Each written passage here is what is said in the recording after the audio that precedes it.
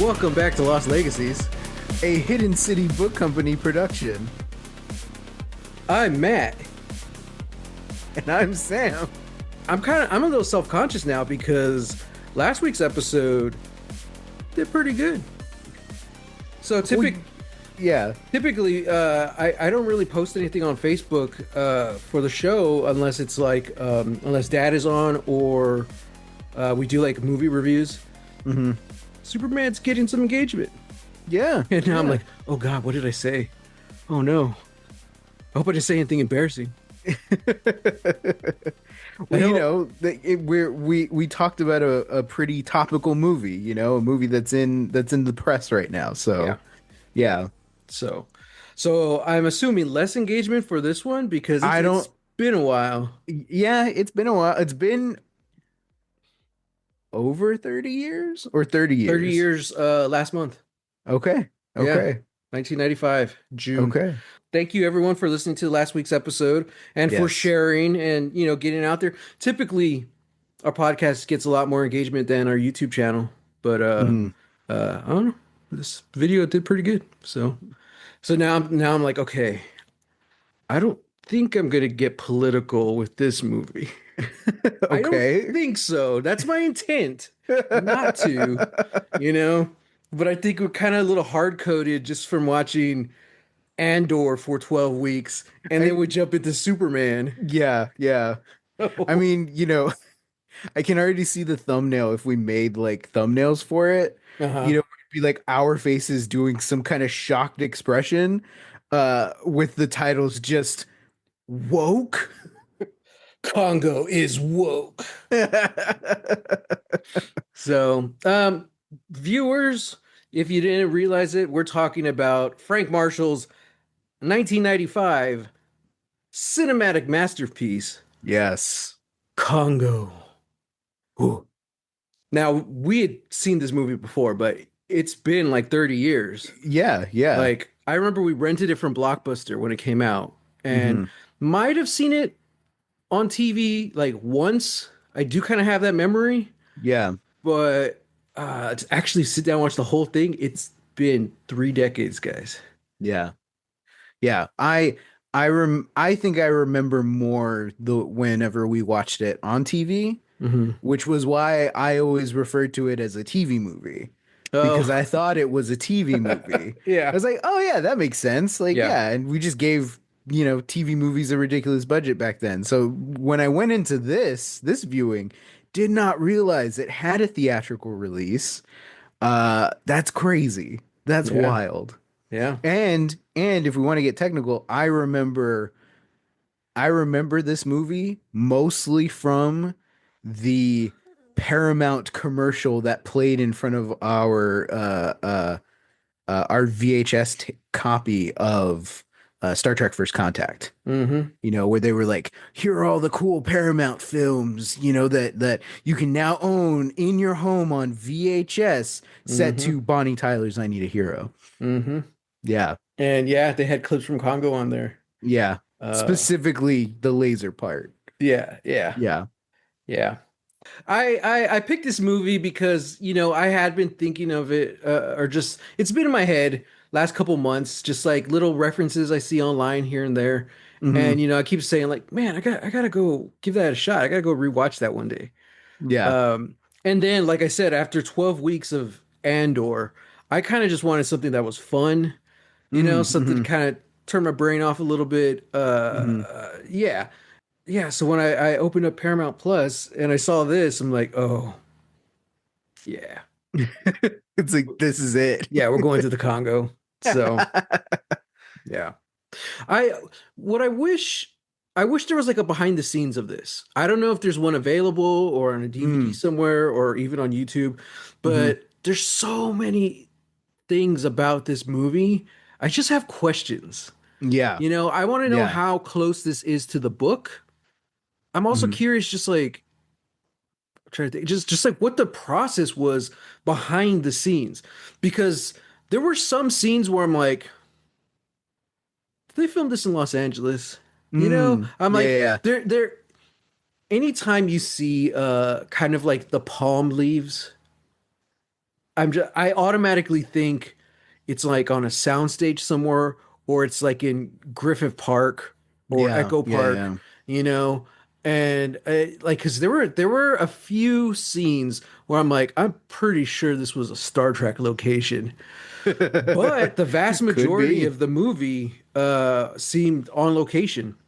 Yeah. Um, So lucky for you, I spent this morning before work, uh-huh. and then my lunch break reading up about the behind the scenes and went through the Wikipedia of both the movie and the book. So Oh, nice. I am our official un expert on Congo for today. Okay, sounds good.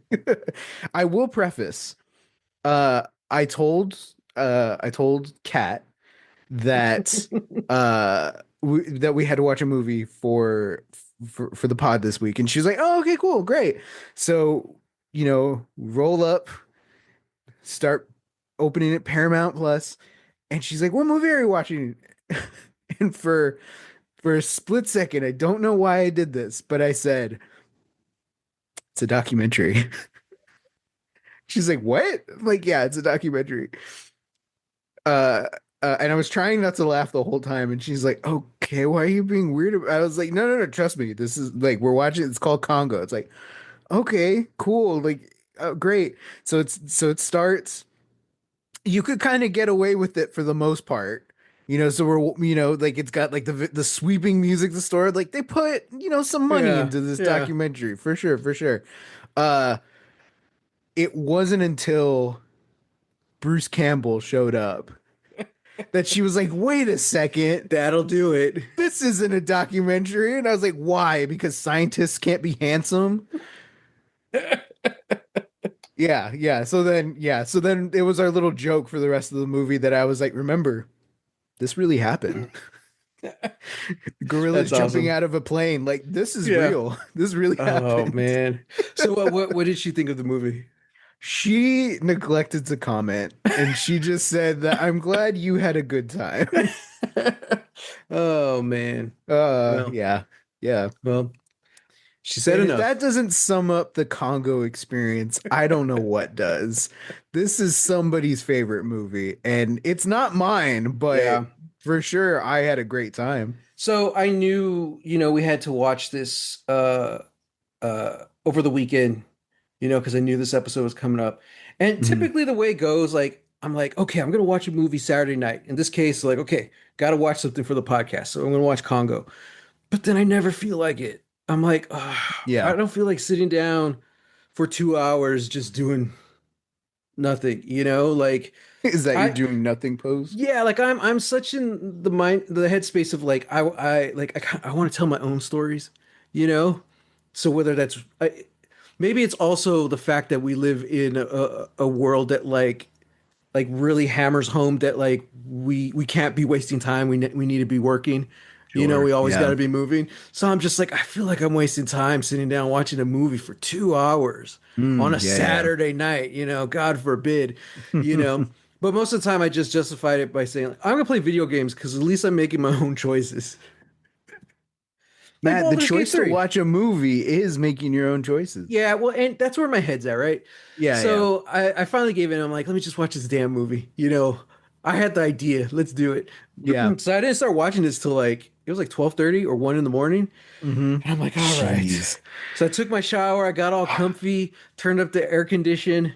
I'm like, let's do this. And dude, it went by so fast. I just had so much fun. Like it was over. I'm like, I gotta text Sam, but he's probably asleep. It's like 3 a.m. on a Yep. Sunday morning. I was like, oh. Yep.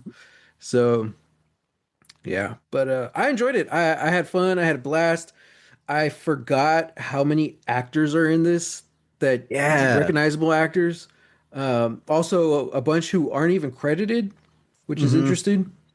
What I was saying about like the things I'm kind of curious about behind the scenes, one thing I really appreciated about this movie was all the little I I don't know if you want to call them character traits, but there's so many little moments that have absolutely no impact or effect on character growth or the plot. Hmm. And yet they're still in the movie, you Hmm. know? And like, hell yeah. We don't get a lot of that anymore, you know? And we've talked about this before. These movies are so expensive to make. Every second on screen is anywhere between a million to millions of dollars. You know what I mean? Yeah. Yeah. That might be exaggerating in some cases, but for the most part, like everything is so expensive. So it's like, why are you showing me this image? Why are you telling me this line of dialogue? That's also the excuse I use when I get mad at people for like texting through a movie or checking their emails. I'm like, guys, the studios greenlit millions of dollars Hmm. for this on the screen in front of you. Hmm. You would think it's important, and you're missing out while you check emails, Yeah. you Yeah. know. But this was really nice, like I guess the big standout moment was the when they start singing California Dreaming. I Yeah. was like, dude, yeah. I'm like, Yeah. was this something in the novel that they're like, we really want to put in the movie, Hmm. or did they just add it to the movie? You know? Yeah. Yeah. I think based off of what I was reading, 100% it's a movie choice. I don't Yeah. know how you convey something like that uh in a novel. Mm, But yeah, yeah. just from the little bit that I was able to glean, I was like, yeah, this definitely feels like a movie choice. And for me, that was it. The movie is so like crazy. It's really like frenetic and it's like energy and like, hey, we got it. Like we're just going scene to scene. We're just kind of jumping and jumping, Hmm. getting to the next location, getting to the next set piece, all these things. That moment really added a lot of like brevity Yeah. and just was like, it was so nice to Hmm. just have and like yeah it's a laughable moment but I found it really enduring and It was as very soon as I sweet. saw it I was like 5 stars, this is Yeah, five and stars. it endears you to all the crew around them. Yeah. Only a few of them get lines. Hmm. Um, our Very few boy, of them get names. our boy Adewale is back. Yeah. Well, not back. This was one of his first movies, I think. Yeah. But so he has a cool character, but all the others are just essentially glorified extras. They probably Yeah. got paid a little more because they were needed every day on set. Yeah. But so to have a scene like that where like, oh, there is something here.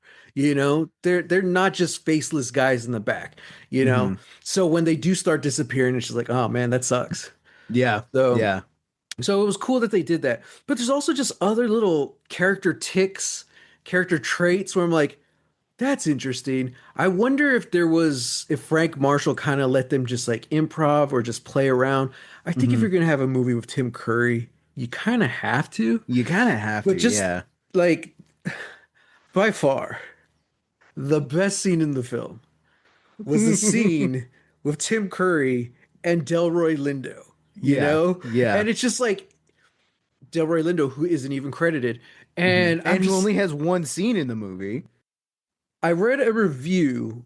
I don't know where it was on. I don't know if it was Wikipedia or what, but someone said it's bad when two of your side characters pull more of the attention than your two leads. And I'm Mm, like, yeah, honestly, true. they're pretty Yeah. bland. There are good things I liked about both of those characters, but man, when you have those like Tim Curry and Delroy Lindo in a scene, of course. And let's not forget Ernie Hudson like Ernie rocked this Hudson. movie. That scene Yeah. he was kind of toned down, Yeah. but the rest of the movie, dude, like the movie, it's kind of slow in the beginning, and I liked it. It's setting up Hmm. everything, but the second Ernie Hudson shows up, that's when that frenetic energy you talked about Yeah. starts, and then that's when like the airport is attacked, and then I forgot what Joe Joe Pantoliano. He Pantiolano shows up. shows up for two scenes and he steals the show as well. I'm like, dude,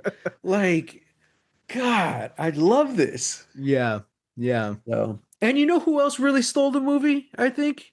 Who? So we're talking about all the side characters: Tim Curry, Delroy Lindo, Ernie Hudson. He was kind of a lead. He was kind of He's a like third third lead. lead. Yeah. Yeah, But Yeah. Adewale, I don't remember his last name, but he was awesome, kind of right-hand man to Ernie Hudson, Yeah. and it sucks when he dies. But like, yeah, all the side actors, and including Amy the gorilla. I was like, Yeah. yeah, man, like they did so well with her suit, and I Hmm. was like, damn, this is a good performance. Yeah. Yeah.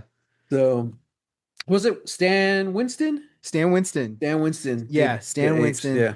Um, so I was reading he took this uh so obviously all of this is made sort of in the shadow of Jurassic Park. Right. Frank Marshall, the director, he's a frequent producer and collaborator with Spielberg. Kathleen Kennedy produced Congo, produced Jurassic Park. Yeah. Michael Crichton, obviously, author of both books. Yeah. Um, Stan Winston did the creature effects, did the dinosaurs for Hmm. Jurassic Park. When they optioned this movie, Winston really wanted to do it because at the time the makeup and effects artist that was really good and really well known for doing apes and doing ape suits was Rick Baker. Hmm. And so it was kind of a thing. It's like if you want to do apes in your movie, you go to Rick Baker. If you want robots, you go to Stan Winston. Uh, Interesting. Okay. so it's like there wasn't really I don't know if there was like a rivalry or not, but Winston taking this project was essentially him being like, I want to do apes. Like I want to show them what I can do. Yeah. So that's how he took this job. And yeah, Frank Marshall wanted to do all CG. Mm. Because he saw the effects with the dinosaurs in Jurassic Park. He's like, this is incredible. We got to do this. We can do this for the apes. But Hmm. at the time, the technology wasn't advanced enough that it could do hair. So they're like, all Oh, right, interesting. we got to go practical then, and that's why they got Stan Winston. Yeah. Yeah, Okay. yeah. Um, Hmm. so yeah, like it's really fascinating, and then it also like it just kind of sucks because it feels like Stan Winston really poured a lot of his heart and soul into his team and into the work of his team. They designed different like each one of I think they said they made like 12 different gray gorilla Mm. outfits and masks, Hmm. and they each put like their own little like characteristics, they really differentiated them between each other. And you know part of part of what I think Winston feels was like the downfall was just that um they didn't really get to shine Mm. because the lighting of the sets wasn't up to par with like what was accentuated on the masks or in the suits. Yeah. So they did just look like guys in suits. Um, That's interesting. Yeah. yeah, yeah. So yeah, like it is interesting. And I think also just like the editing too, because like they are trying to edit it in a way that's like terrifying and I scary, think the you worst know? part was the editing, because like the whole movie, it's a solid film until that third act when you actually have the attacks. Yeah, And yeah. like the scene is great where they're all there in camp and they have the lasers up. I'm like, ooh, this is cool. This Hmm. killed it in the 90s, man. Yeah, That looked great. But like when it came down to like one-on-one, like the individual attacks, you can't see anything, yeah, and it's like, well, crap. yeah. And it's like some films save all the budget for the big set pieces or whatever. I feel like Hmm. this used it on everything other than the set pieces. Yeah, So, or maybe it yeah, did, but we just didn't see it because of the editing. Um, yeah, but probably. I never thought they looked like guys in suits. Hmm. I thought they always looked good. Uh, it kind of had a Jaws aesthetic. You don't really get to look at them too long before a Hmm. cut, and most of the movie they're just in the background or just Yeah, kind of hidden. yeah. Uh but yeah, like I don't know. And then as far as Amy, she's being the standout because she's in the majority of the film. She Hmm. looked great, Yeah. fantastic. I mean, even by today's standards, it's just like, all right, you know, Hmm. it's a lot better than the baby from American Sniper. It's just like, it's like, come on. Wow. Yeah. Yeah. What a pull. Yeah. Yeah. But yeah, no, like, and again, I think a lot of it is just like, you have to remember the time, you Right. know, at which this is being made. And sure, like even by that standard, like maybe it wasn't up to par. Hmm. But I think it all just comes down to the performance. Hmm. And the two actors that did the performances for Amy, they were great, Hmm. and like there's a level of suspension of belief that we all have to come into these movies with, especially movies like Congo. Yeah. Uh and yeah, I think it works when you just open up your mind to it, that it's just like, okay, yeah, like this is the kind of movie that we're doing. Yeah. It's a throwback to old, pulp adventure stories. And I So, felt it. I felt it the whole time.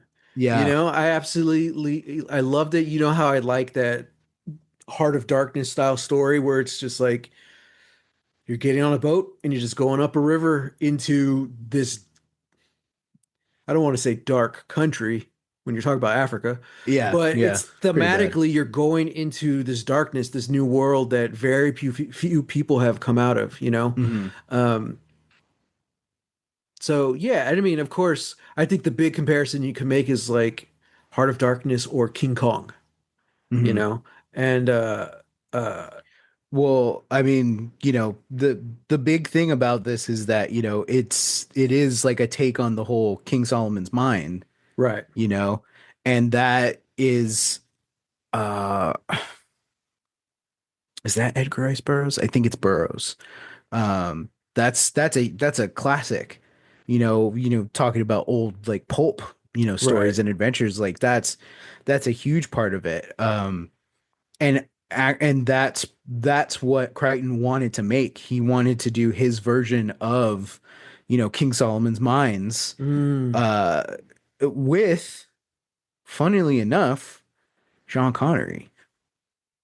So all I really know is like they originally wanted like an Alan Quartermain style adventure, right? So Michael Crichton wrote the script, and I don't know if he directed, but he wrote. I know he at least wrote the script for The Great Train Robbery in the '70s, Hmm. which starred Sean Connery. Hmm. And he loved working with Connery so much that he pitched a story he hadn't written yet, Hmm. which was Congo, Hmm. which was going to feature an Alan Quartermain-like character for Sean Connery to play, which is Ernie Hudson's character, Monroe. Yeah, Um, that's so cool. so the problem was this. Um, Michael Crichton talked to one of his producer friends. It's like, hey, I'm coming up with an idea. It's going to be this, this, and this. It's called Congo, all this stuff. His producer friend loves it. Behind his back, goes to tell Fox about it. Says, hey, Michael Crichton, the guy who made Jurassic Park, he's got his own thing. He's got another thing coming up. Uh, and uh, essentially sold the movie for Crichton without Hmm. Crichton really like having anything, having anything. He didn't have anything at that point. Um, so if like the timelines were a little weird because I was reading from two different places. So I think it was he has the idea for Congo, tells his producer friend tells Fox. Fox buys the rights for the movie before a screenplay, before the book, before anything is written. Hmm. Crichton then has like writer's block and doesn't like can't come up with anything for the longest time. So it kind of passes through a couple of different hands. At one point, Spielberg was optioned to direct it. Um, and finally, after a couple of misfires, after a couple of things, finally they get the funding. Frank Marshall's going to direct it. And at that point, Crichton has absolutely nothing to do with the movie Hmm. because the book and the movie. might as well be two completely different things. Really? There were a lot of changes. I went in and I read, at least from what I saw, I read the plot synopsis on Wikipedia, Yeah, and it's a vastly different movie. Do you want to know the biggest change from sure. book to movie? One Romanian philanthropist, Herkimer Homocula, Mm-hmm. is not a character in the book. Well, instantly the movie's better. Exactly. Yeah. Exactly. Hmm. A lot of it is the same. You still have the same opening. You still have, them flying into to Zaire, trying to get everything. Yeah. Ernie Hudson's character is Sean Connery, or Mm-hmm. supposed to be Sean Connery. Um, it feels different because uh the David Walsh's character, Dylan. Elliot, Yeah. uh or yes, sorry, Dylan Walsh's character, Elliot, he's on the Travacon team. So they don't Mm. have an entirely separate thing of like, oh, Laura Linney's character has to like infiltrate a mission already going to Africa. No, everybody's already there Mm. except for Monroe, who they have Mm-hmm. to meet up with. Um, so they have like, and I don't know why Travacom has this. I don't know why like a communications company has this, but on their team they have Elliot, who also brings Amy, who is uh kind of doing the same thing. She knows sign. Yeah. But it's such a weirder concept because, at least in the movie we have, it's like, hey, like we're doing this as part of a research grant to help, people who maybe cannot speak or can only speak through sign, like Sure. so that they can communicate, vocally. That's not in the book. Amy is just like kind of an experiment through Travacom to just because. Okay. And I think the idea was that Travacom already knew about the lost city of Zinj. Mm. And so that was the whole point to go, was that we're trying to find King Solomon's diamonds. We're trying to get there. We lose the expedition. So we're just gonna go send another expedition to do the same thing. And I guess it's just kind of colloquially known that there are like weird gorillas, and so they figure, hey, why don't we just send a Mm. gorilla who can sign to like go talk to these gorillas. um so it's a little weird, but just from reading Yeah. the synopsis, I'm like, I kind of want to read the book because it sounds way crazier. Interesting. I guess I have to go read the synopsis because just what you've told me, I'm just like, I don't know. It sounds pretty stripped back. Like Well, I, so a lot of the stuff that, we like the editing stuff, that the yeah. problems that we have in the third act, that all kind of gets like smushed in like throughout, or I'm sorry, not smushed in throughout. Like, let me backtrack. A lot of the stuff that we learn in that third act about the lost Yeah. city, about the apes, about, what they were, how they came to be, that's spread out throughout the book. Like Mm. they make it to the lost city like somewhere in act 2. Okay. And then we start finding out all this stuff. The night attack is much scarier, and a lot longer, and I think it happens over multiple nights. Mm. Because we find out, oh, these were the night protectors of the lost city. So during the day there were human guards, and then they bred these, evil, angry apes to guard the city at night. And that's why they're much more nocturnal. They can communicate with each other, and that's part of why Amy like becomes such a huge character in the third act, Yeah. is because she like everybody realizes that the apes are speaking in some form of sign, and Amy kind of adapts to it and then is able to use a bunch of phrases to throw them off. And then Yeah. that becomes part of like the crisis in the third act. Is like, we've got to escape. Well, then Amy is kind of like leading the charge and like telling the gorillas like, go this way, or no, don't come closer, that kind of stuff. Whereas like we kind of only get that in that one instance in the movie. Yeah, I mean, I guess is one of the downsides about this movie was that um, it has a lot going on in such a short span of time. It really does feel like you're watching like different stories happening at once. You Yeah. know, Yeah.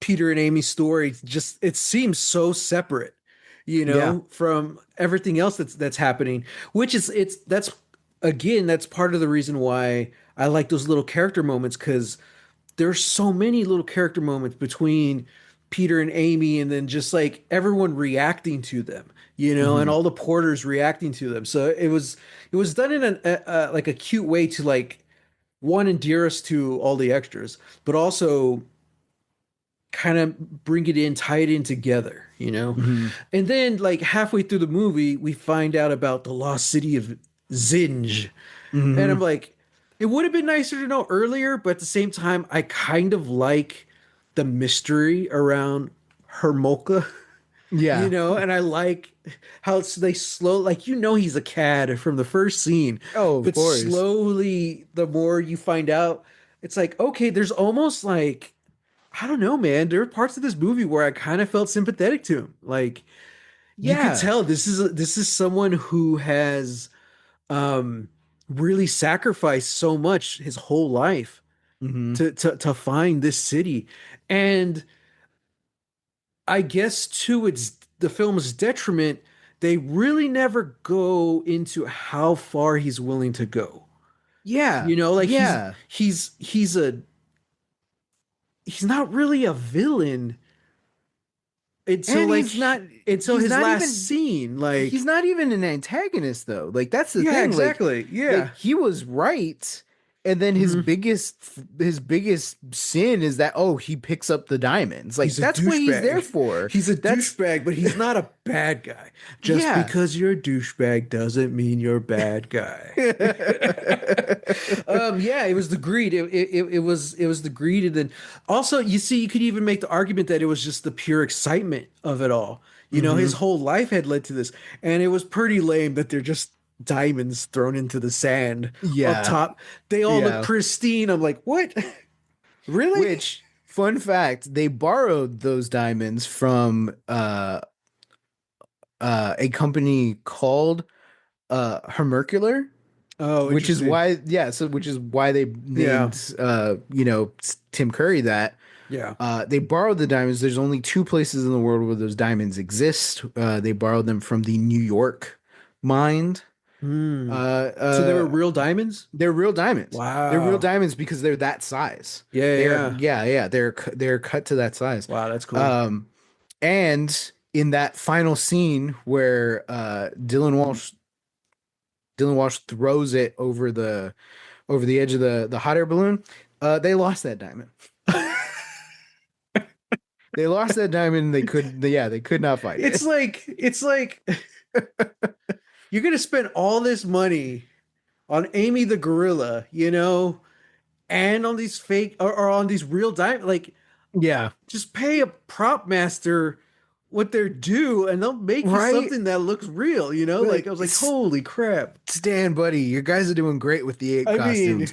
Can you get somebody to just spend a couple of days making some the some money you rad save diamonds? off of using fake diamonds Yeah. could have gone into the effects of the third act, Yeah. you know? Yeah. Yeah, that's funny. I mean, kudos to them, for wanting to do it for real, you Hmm. know. But yeah, that's wild. Yeah. So yeah, all that to say is it does feel like several different stories happening at once, and I do like how they tie in eventually. It's just like, oh, okay, obviously they're all leading to the same point. So Yeah. that also kind of made it feel a little real, you know? You're Hmm. you're not just following your one lead. Who, I mean, Hmm. I guess technically Peter's the lead, but he's a good lead because he's not the man of action. He's like a dad trying to help his daughter, you Yeah. know? Yeah. Um, and Laura Linney, who she's technically first build, uh, but she doesn't really feel like the protagonist of the film. And I think probably because Yeah. there's a lot of mystery behind her and her motivations and all that stuff as well. It's like Hmm. Peter's clearly the audience plant. Surrogate. Yeah. Yeah, surrogate, you know. It's probably actually Richard. Uh, but it sucks how nobody cared when Richard died. I was Yeah. like, oh, Yeah. dude, what? Well, they cared, and then they're like, "Oh, yeah, we gotta go." Yeah, I was like, oh, damn, okay. Uh, so yeah, man. It was a blast. It was fun. Yeah. Uh, I think if this was done today, it would be all CGI, and there would definitely be some monkey stupidity. Like I do not like monkeys. I I think it's safe to say that I hate them. I don't like monkeys. Maybe that's why I don't like people. But yeah, yeah. I think Very today, strange. yeah. I mean, we're all the same. We're just a little younger than they are. Or Ooh. old or older. How does What are you evolution work? what are you talking about? We all come from monkeys, Sam. Yeah. Yeah, Yeah. yeah. So maybe that's why I don't like people. Wow. Yeah. So really what you're saying, what I'm hearing is you hate yourself. What I'm saying is like Amy's cool. I just don't like myself. But no, no, no, no. Okay, to get back on track, like I am serious. Let me put this in a more solid description of what I'm thinking. Like uh there was no it's not a kids movie. There's no shenanigans. There's nothing Yeah. like they took everything serious, and all the little moments with Amy are cute and fun, and it's like a child, you know? Hmm.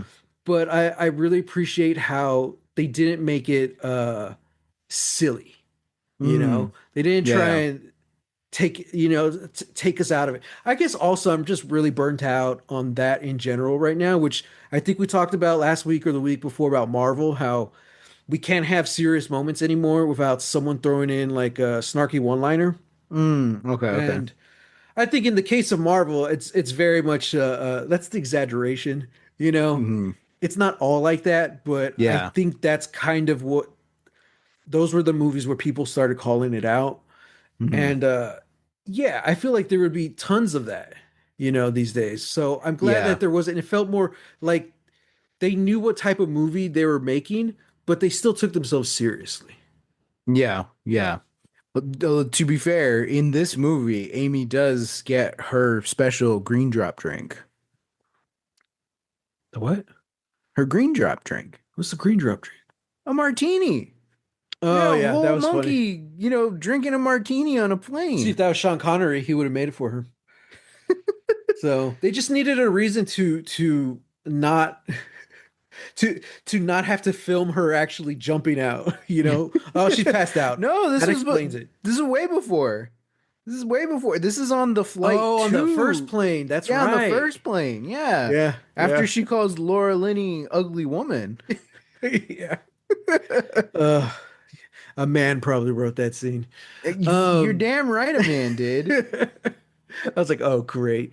Yeah. Uh, but speaking of which, this was 1995.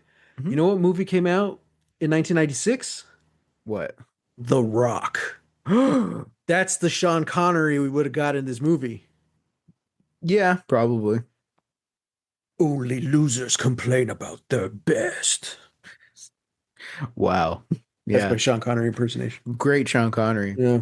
Yeah. So, I mean, hey, Sean Connery did eventually get to play Alan Quartermain. yes. Yes, he did. Maybe we got to watch that movie. You want to watch The League of Extraordinary Gentlemen? I kind of do Oh my because God. as bad as I remember it being, and I Mm-hmm. know it's probably worse, Mm-hmm.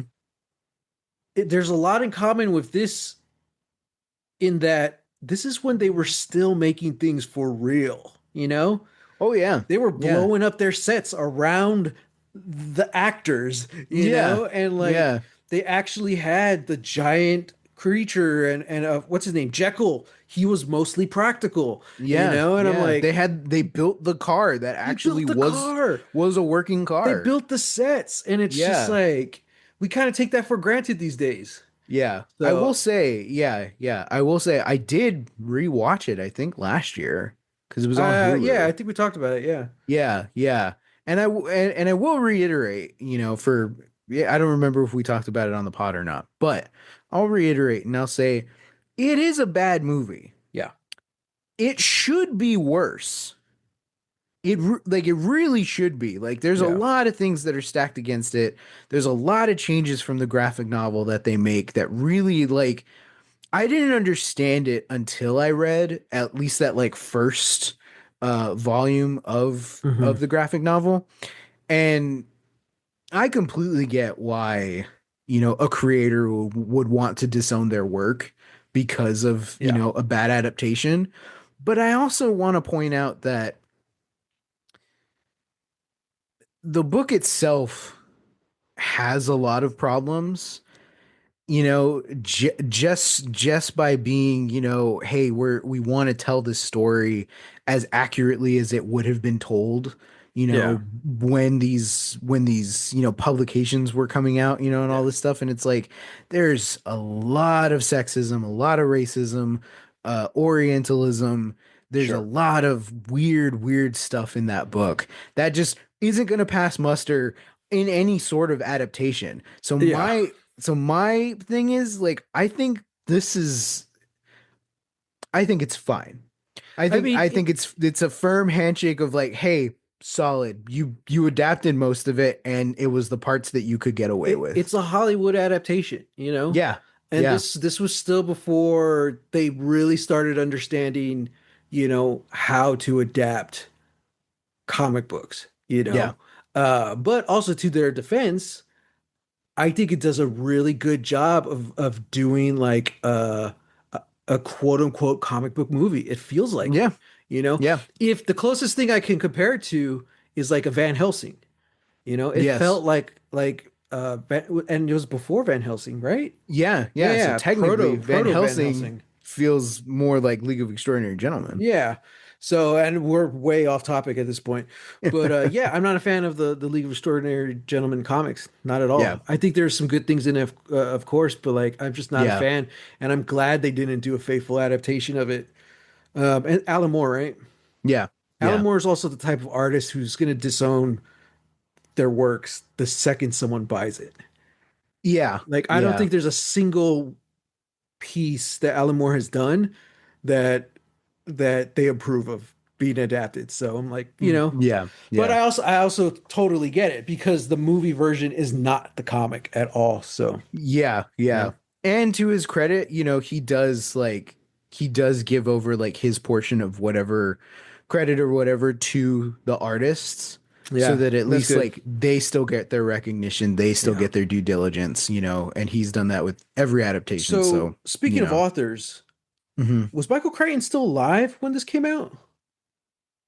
If Oh, he that's a had good something to do with the question. script, when did he when did he die? Let me Well, see. yeah, I don't know. I have it pulled up right here. Aha. I like to give the illusion that I'm prepared. Oh, he died in 2008. Oh, Wow. okay. Yeah. Yeah. Wow. Okay, so I have to go see like what his thoughts were on it. Like I don't know a lot about him. I don't even know what his thoughts are on Jurassic Park. Hmm. So that's something I would like to go read about. But Yeah. this movie, man, it was fun. I really needed that kind of adventure kick. Yeah. And I think we got it. I think this would have been cool as an Alan Quartermain style adventure, but we have so many examples of that in fiction. Hmm. I kind of prefer going this way, making, Peter the main protagonist Hmm. and having the Great White Adventure, except black. Oh man. The like the number two or three. Yeah. So speaking of which, I was actually it wasn't until I was like turned this on and it kind of dawned on me. I was like, oh man, this is 1995, Africa, Hollywood. I wonder how racist this is gonna get. And I was pleasantly surprised. I was like, oh, Yeah. okay, like this surprisingly holds up really well. I think Um, it takes this idea of, because I guess the book is set in the 70s. So I think that's oh, probably when interesting. Crichton like started writing it. Hmm. And then that detail just never changed. So yeah, like they definitely updated it for the 90s. Hmm. Um yeah, I was expecting that too. Like once it started, and like you've got funny enough the main song, that plays over it. I think it's Oh, just and the called main and the end credits. yeah, I was like, gorgeous. so Jerry Goldsmith does the score. Hmm. But that main song, the like This Is Africa song, that is James Newton Howard. Oh, interesting. Because Goldsmith had to like step away for a while, and so they brought in James Newton Howard to finish it. But then he had to step away, and then Jerry Goldsmith was like, "All right, I'm back." And then yeah, so Yeah. Jerry Goldsmith is the only one that gets credit Huh. for yeah. So Damn. yeah, like even with the song, and then with like the airport, and then with Delroy Lindo's whole like the lead up to like his scene, I thought it was, if not nuanced, it was at least handled well. You Hmm. know, like Ernie Hudson's one line about him, being the great white hunter, except I'm black. Hmm. That was really the only like line about like race that really made me like cringe, Yeah. and kind of But just like within the rest of the movie. I was I like, mean, is it oh, cringe when okay. that's your like your that's kind of what you're going for, Well, you it's like know? I cringe because it was like, wow, you're really calling it out. And Yeah. then Yeah.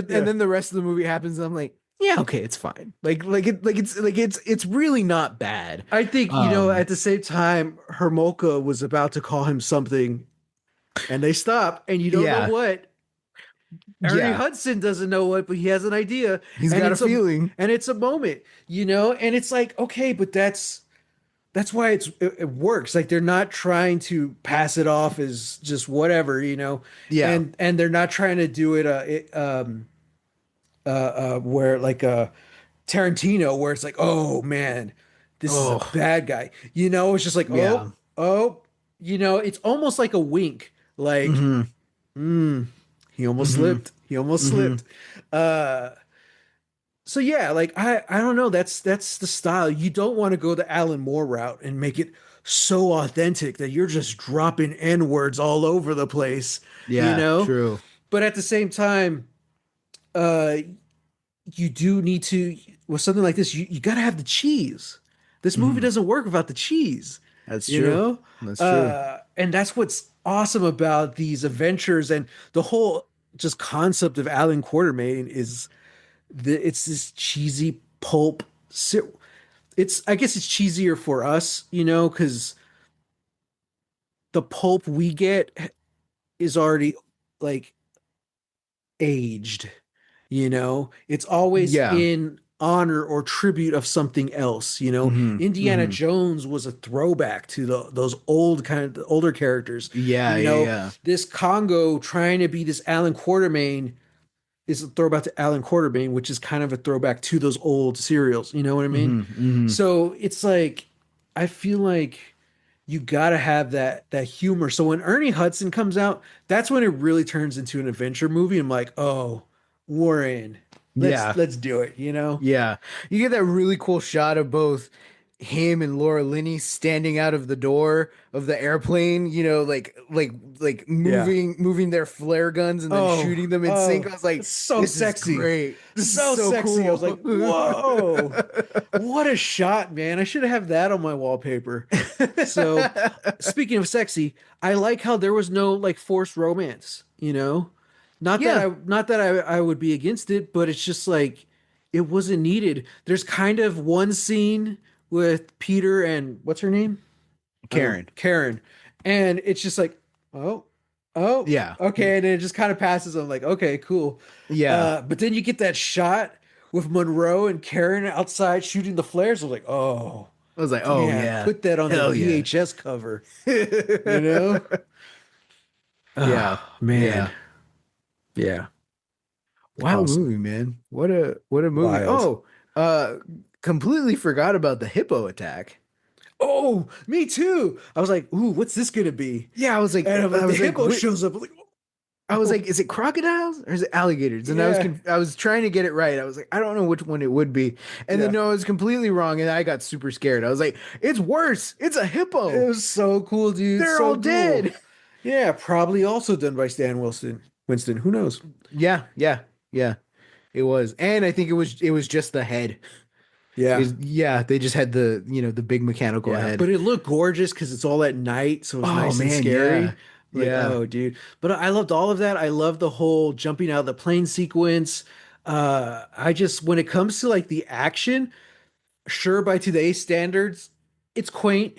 It's a cute little Mm-hmm. movie, but Mm-hmm. like, I dug it, and I also, I really dig and I miss movies like this where it is just getting from point A to point B, Mm-hmm. but we're able to go through like the character journeys and their arcs and get to know everyone in that Mm-hmm. process. This could Mm-hmm. have easily been like oh man, we're fighting our way all the way through, and the party's slowly getting smaller and smaller.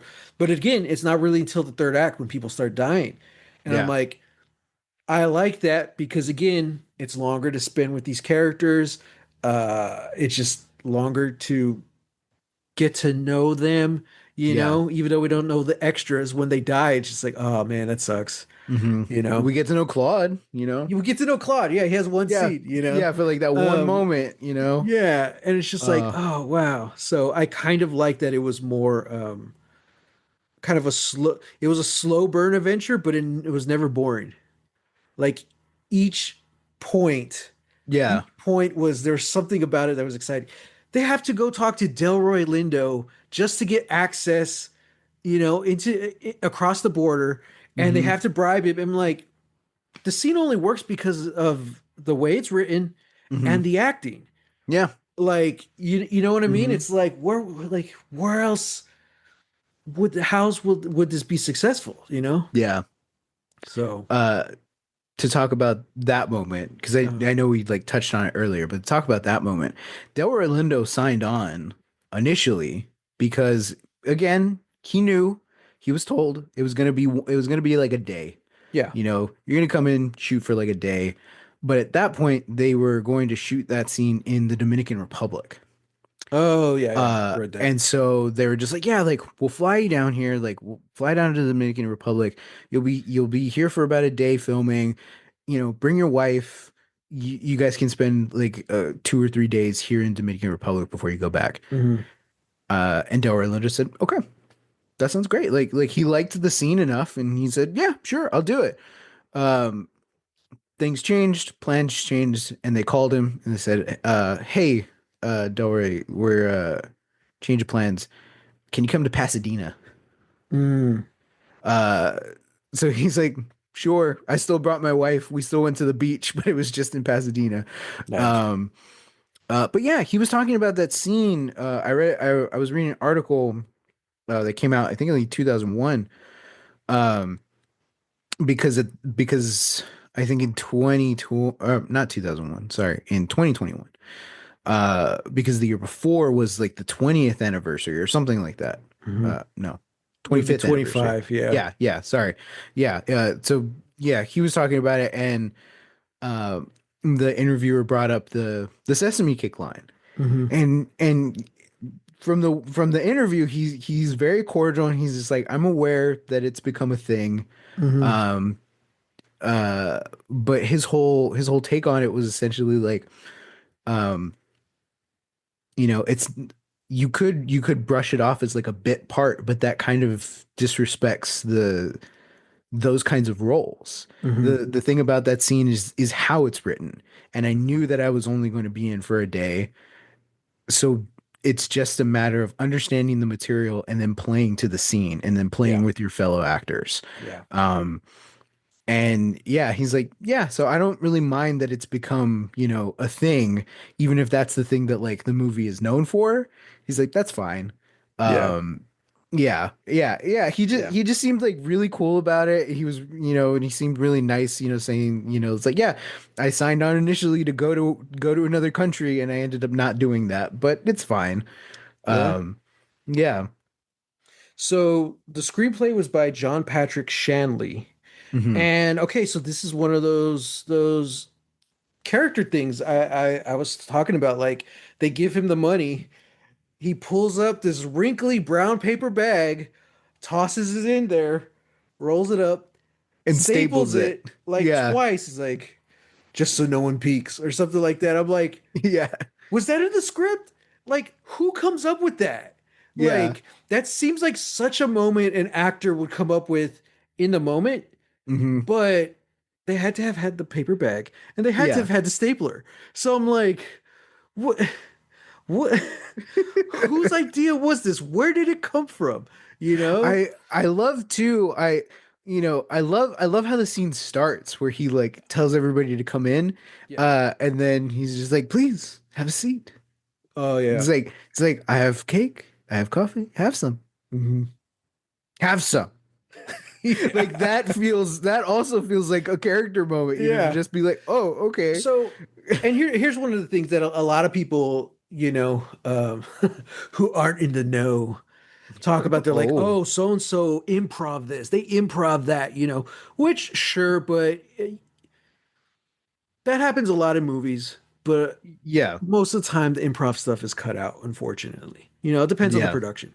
Yeah. But it's like, what does that mean, improv? That doesn't just mean someone comes up with it on the spot. So I just saw an interview today with Alan Tudyk, and he played the robot number 4 in the Superman movie. Yeah. And they asked him about I'm not going to say it, slight spoilers, but number 4 gets a name. And they were asking him about that, and they're like, "Did you come up with that on your own?" And he's like, "Yeah, and he's like, I was talking to David who plays Superman. He's like, what if I say this, or what if my name is this?" And he's like, David was like, "Absolutely, that has to be your name." So we take it to James Gunn, and he's like, I don't know. Try it. We'll see what happens. And so that Mm-hmm. scene was improv, even though I don't know if he did like the mocap for it, or Hmm. I don't know how they filmed it, but he was on set with them, and so he quote unquote improved it after talking to the director first. You know what Yeah. I mean? Yeah. And he said at the premiere, he went to James Gunn and he thanked him for allowing them to keep the scene. And he says, James Gunn looks at me and says, Alan, I cannot tell you how many meetings I had to sit through debating whether or not we should name him that. And he's like, because they're like, should this moment just be happy? Should it just be about love? Mm. Do we have? Is this the appropriate place for a joke? He's Mm. like, Yeah, yeah. I sat through so many meetings about if we should do it, and Alan Tudyk was like, yeah, but that's it works because the joke is about that. It's this hopeful, loving type of joke. Yeah. That's the name he wants. And I was Yeah. like, oh wow, that's kind of cool. So it's kind of things like that. Like, yeah, it was improv, but it was a team effort, Yeah. Yeah, you yeah. know? So I kind of wonder how much of Congo was that, how much was Hmm. I really don't know anything about Frank Marshall. Um, I'm definitely interested to see what else he's done. Hmm. Uh, okay, it was The two biggest ones, first feature I think is Arachnophobia. oh, okay, that's a popular. Uh, and then one a couple years before Congo was a movie called Alive, which is based on the true story of that Uruguayan team who's Oh playing. yeah. Hmm. Yeah, it went down and they had to resort to cannibalism. Um, and then he does Congo like years later. I don't know why we said it like that. Cannibalism. It's a touchy subject, It's a touchy subject. it's a dark it's a serious I subject I I matter. I don't want the algorithm to ratio us. Um, It deals with eating Eating not people. food. Yeah. Yeah. Okay, so John Patrick Shanley, who was the screenwriter, he worked on I don't know, most of this stuff. Didn't he go on to write the movie Doubt with Oh, Meryl he wrote the Streep? play Doubt. Yeah, with Meryl Streep Wow. and He also yeah. wrote Defiance. I remember that movie. Oh yeah, yeah. Oh no, this is a play. This is something else. Oh, okay. Okay, so it's mostly stage stuff. Okay. Um, Crazy that he oh, wrote the script for this. it's because I'm reading his theater bio. That's why. Okay, he wrote Moonstruck. That's interesting. Ah, Poe versus the volcano. Technically another adventure film. sure. Yeah. And We're Back, a dinosaur story. Oh, we talked Oh, about wow. this. We Yeah, just yeah, talked yeah. about that at work. Okay. Yeah.